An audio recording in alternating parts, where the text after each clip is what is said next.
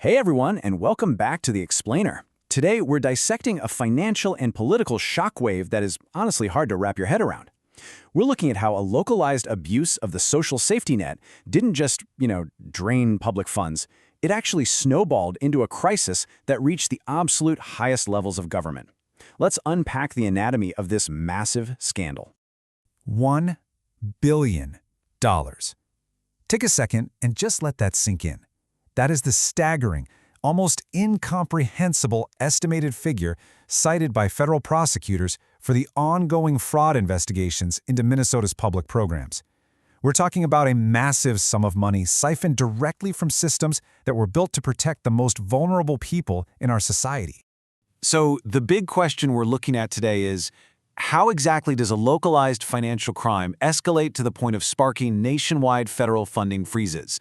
And how does it force a sitting governor to abruptly drop his re-election bid? Well, the answer lies in a pretty remarkable chain reaction.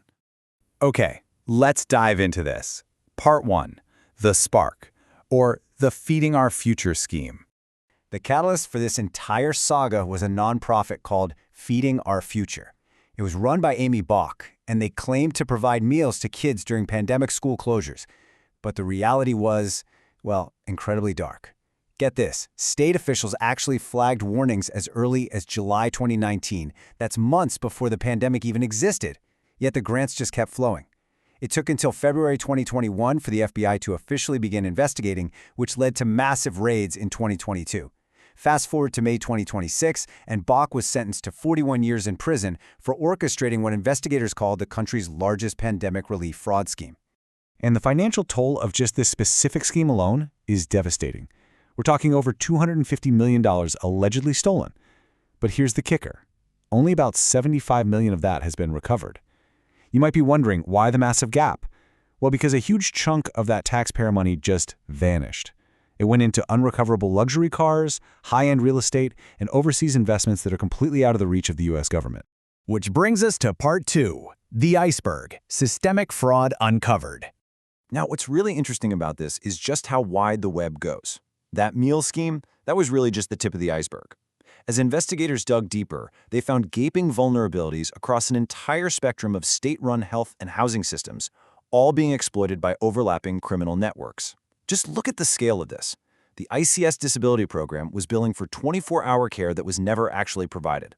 In one really tragic case, a patient passed away while supposedly under round-the-clock supervision.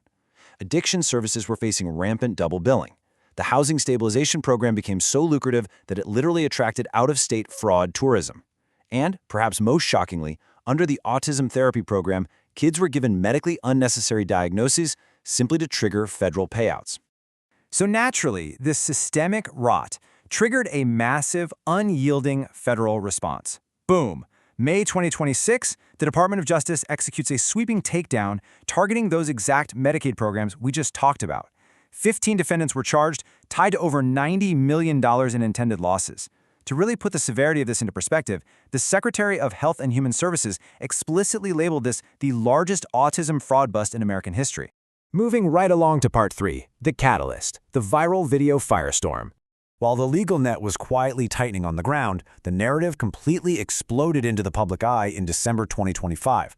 The catalyst here was a viral YouTube video by creator Nick Shirley. Shirley, who was accompanied by a right-wing lobbyist, filmed Somali American-run childcare centers claiming they were abandoned. He highlighted misspelled signs and estimated tens of millions in fraud. But the pushback was immediate and it was fierce. State officials and daycare managers countered that these sites absolutely had active licenses. They accused Shirley of purposely filming outside of normal operating hours just to fabricate the appearance of vacancy. And in the turbulent, deeply polarized aftermath of all this, several of these facilities even reported receiving bomb threats.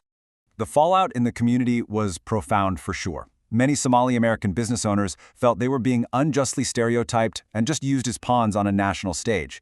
Ibrahim Ali, who manages one of the centers featured in that video, pushed back publicly with a pretty devastating question.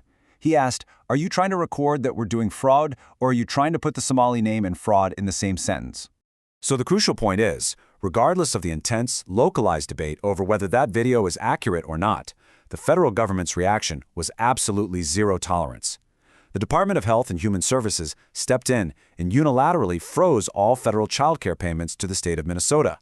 The tap was completely shut off. The feds demanded the state definitively prove these funds were being spent legitimately before a single cent more would be released. Which brings us to Part 4, the fallout, the massive political consequences. When you combine massive federal busts, frozen funds, and viral outrage, you get colossal political shockwaves. Facing plummeting approval ratings and looming congressional oversight hearings about his administration's failures, Minnesota Governor Tim Walz dropped a total bombshell in January 2026. He abruptly withdrew his bid for a third term. In his statement, he said, "Every minute I spend defending my own political interests would be a minute I can't spend defending the people of Minnesota against the criminals who prey on our generosity." And this brilliantly illustrates how the escalation didn't just stop at the governor's mansion, it actually triggered a full-blown constitutional showdown. In a totally unprecedented move, the state of Minnesota launched a formal, sweeping lawsuit directly targeting federal officials from the Trump administration. See, the lawsuit was a direct response to Operation Metro Search, which was a rapid, aggressive increase in immigration and customs enforcement activity in Minnesota right after the national spotlight hit those fraud investigations. The state government basically drew a line in the sand. They argued in this historic complaint that federal agents were engaging in unlawful retaliation and that the fraud was merely being used as a convenient pretext for hyper-aggressive immigration enforcement. It's honestly a staggering chain of events, and it leaves us wrestling with a profound foundational dilemma. How do we balance ensuring rapid access to critical safety nets for the vulnerable with the rigorous, ironclad oversight required to prevent mass exploitation? It is an incredibly difficult policy tightrope to walk, and the shockwaves of Minnesota's attempt to walk it will definitely be felt across the country for years to come. Thank you so much for joining me for this explainer. Keep questioning, keep learning, and I'll catch you next time.